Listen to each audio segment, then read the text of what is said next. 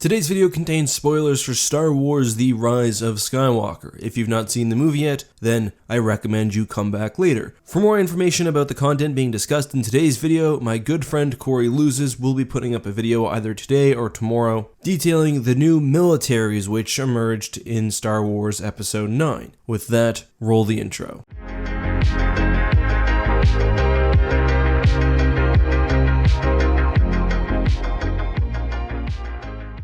Like the deep core world of Biss in Star Wars Legends, the unknown regions world of Exegol served as a factory for a reborn Palpatine's war effort, whereas Biss produced, among other things, a new series of mechanized weapons alongside the Second Eclipse Dreadnought and planned Sovereign classes. Exegol produced a single ship, albeit in extraordinary numbers, the Sith Xyston Class Star Destroyer, the XSD, with Xyston being, quite appropriately, an ancient Greek spear. The Xyston class is an interesting one. First of all, most of us thought before the film release that the Xyston would simply be a modified ISD-1. As far as I can tell, and the same goes for others I've spoken to, the Xyston is exactly the same as the Imperial 1 Star Destroyer, specifically the model from Rogue One, except for its underbelly. That means it has the ISD-1 style double turbo lasers, the tractor beam tower, etc. The superstructure is described as armored by the visual dictionary, but appears to be the exact same as the older ISD-1. In fact, as I alluded to a second ago, it appears to me, especially when you look at the images from the visual dictionaries for Rogue One and the Rise of Skywalker, that the Xyston is actually based off the exact same model as the Rogue One ISD, which is not surprising. And by the way, thanks to Nick on Twitter for providing these images, link to his Twitter in the description. However, despite the similarities, the ship is clearly not a refit, as it's much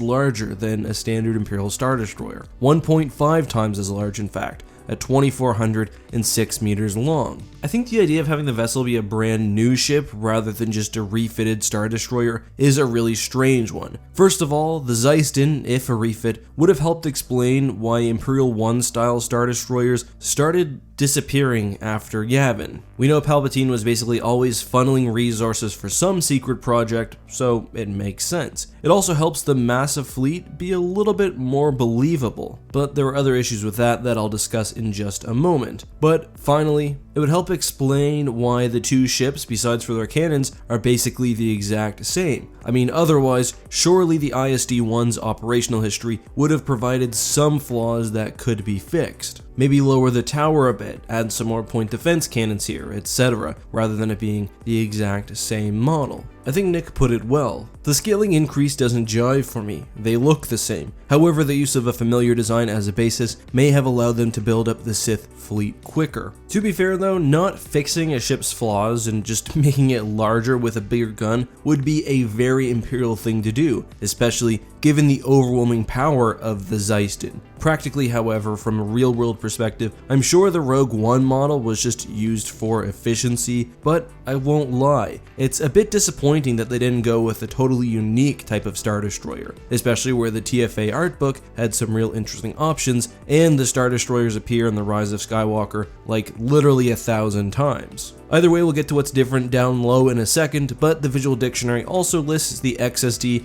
as having 40 heavy turbo lasers, 40 ion cannons, 40 point defense weapons, 35 ordnance launchers, and 10 tractor beams. The drop on weapons compared to the ISD-1 most likely can be explained by simply lost real estate on the underside. But let's talk about the big cannon, and this thing is incredibly powerful. It's hard to understand how exactly the Star Destroyer is able to power such a thing, but its output surpasses even that of the Eclipse or the Sovereign classes from Legends. I was honestly surprised when I saw the Xyston just completely blow up a planet. Sure, it didn't do so as spectacularly as, say, the Death Star. It took significantly longer and the ship looks like it has to be in closer range, but it's still a devastating amount of firepower, surpassing even Palpatine's dreams during Dark Empire. The cannon takes the place of where the hangar on the old Imperial Star Destroyer would be, which has been moved back, and now seems to carry exclusively the Sith Eternal